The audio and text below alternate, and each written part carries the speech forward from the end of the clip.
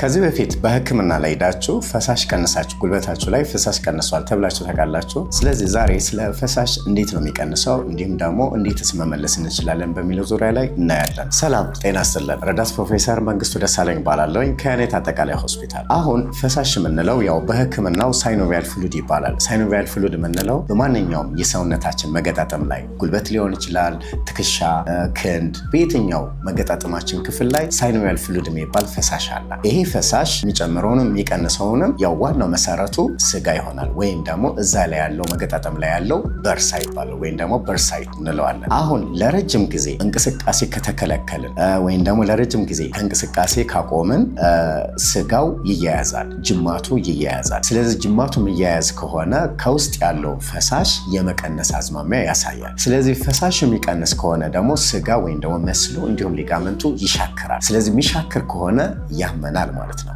ስለዚህ ብዙ ሰዎች የፈሳሽ ቀንሻለሁ ተብያለሁ የምንባለው ለዚህ ነው።